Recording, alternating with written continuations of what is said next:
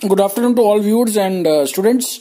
So we move on to SAS similarity of the triangles. जिसका theorem है SAS means this is side, this is angle, this is side. यानी कि suppose कीजिए AB हमने ले लिया, AB is equal to suppose कीजिए DE and AC is equal to DF. सो इनके बीच में कौन सा एंगल आ रहा है? ये एंगल आ रहा है, बिकॉज AB और BC के बीच में ये एंगल आ रहा है, और DE एंड DF के बीच में कौन सा एंगल आ रहा है? This angle. So this angle A should be equal to angle D.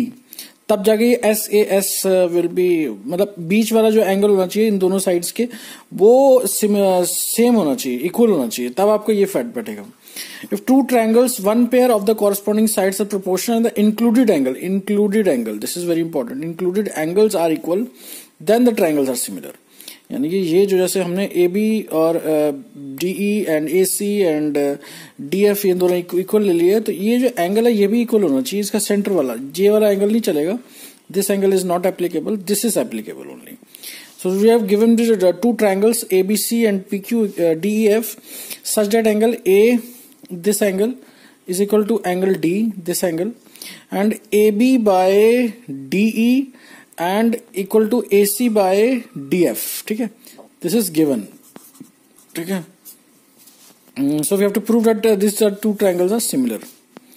ठीक है, so this is, we have mark a point on DE and mark a point on DF, Q point on DF, and इसको join कर दीजिए PQ, and such as DP is equal to AB and AC is equal to DQ. देखिए, AB is equal to DP and AC is equal to DQ, and angle A, this angle is equal to angle D. ठीक है, so this is given already. So SAS कैसे होगा? AB हमने ले लिया equal to DP ले लिया, और AC ले लिया और DQ ले लिया, और इसके बीच में ये दोनों साइड्स जो हैं, जैसे सपोज कीजिए this is AB, this is AB and this is AC, तो इसका बीच वाला एंगल ये हो गया एंगल A, और हमने लिया ऐसे DP और हमने ले लिया DQ. सो इसके बीच वाला एंगल हो गया एंगल D. मतलब कि हमने this side and this side is equal and this side and this side are equal, और इसके included angle, this is known as included angle, this is the included angle. ठीक है, तो ये इंक्लूडेड एंगल इक्वल है, तो आपका SAS is applicable. This SAS criteria of the congruency is applicable. So this is the two triangles that are congruent. So AB by DE is equal to AC by DF. ठीक है, because now AB is equal to DP. यहाँ पे हमने AB is equal to DP and AC is equal to DQ. So we put on the values. इसमें values डाल दीजिए. AB की value होगी DP divided by DE, AC divided by DF, PQ divided by DF. ठीक है. So next is by the converse of the theorem. This we have to ये हम कर रहे हैं converse of this theorem, converse of Thales theorem. Thales theorem का converse क्या होता है कि जैसे this line is parallel to this line, then DP by PE is equal to DQ by QF, ये होता है. लेकिन इसमें क्या है कि ऑलरेडी रेशियो जो है ना आपका दे रखा है. देखिए DP by DE equal to DQ by DF, ये दे रखा है ना, इसमें हमने दिया हुआ है.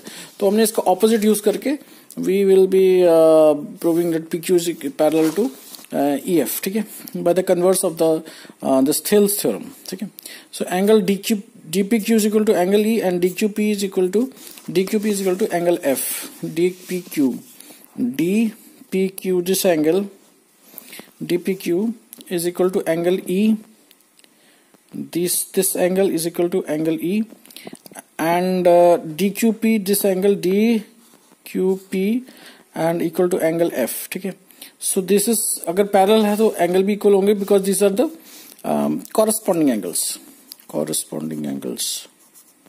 ठीक है, therefore by AAA criteria of similarity triangles are similar. ठीक है, these two triangles are similar. Angle DPQ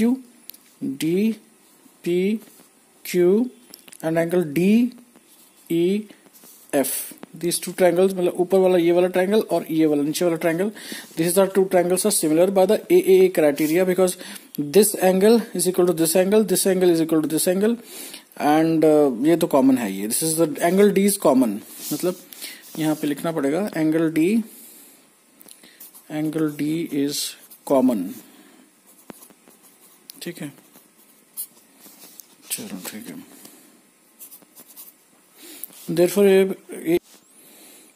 Therefore, by AA criteria of similarity, triangle DPQ, this is the triangle DPQ, and triangle DEF,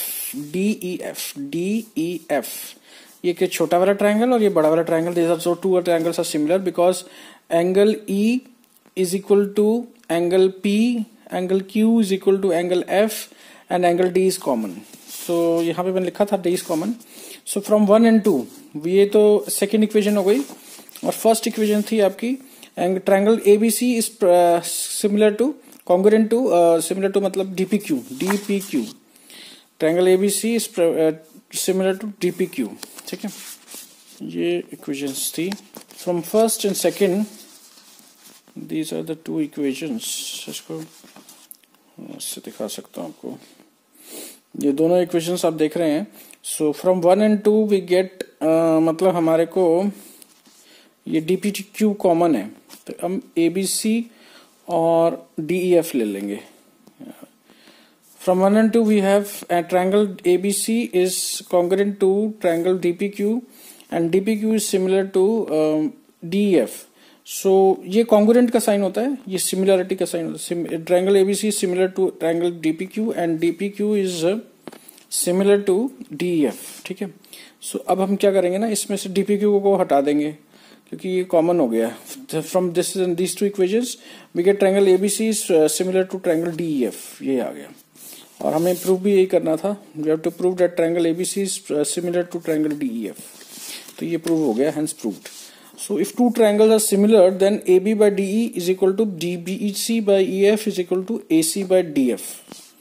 ठीक है, so this is a remark given in here. So एक remark दिया हुआ है कि AB by DE is equal to BC by EF is equal to AC by DF. So इसको equal कर देंगे AB plus BC plus AC. This is a ratio and proportion का एक थ्योरम है जिसमें कि इन तीनों को अगर प्लस करें और नीचे वाला डिनोमिनेटर न्यूमरेटर प्लस करें, दोनों इक्वल होंगे. ऐसे AB plus BC plus AC divide by DE plus EF plus DF. So this is a perimeter of the triangle ABC divide perimeter of the triangle DEF. ये perimeter हो गया this plus this plus this, this plus this plus this. मतलब कि perimeter क्या होता है कि ये जो इसका जो बाहर का जो ये this is the perimeter of the triangle ABC, this is the perimeter of the triangle DEF. यानी कि AB plus BC plus AC, DE plus EF plus DF. मतलब ये चीज तीनों और ये चीज तीनों.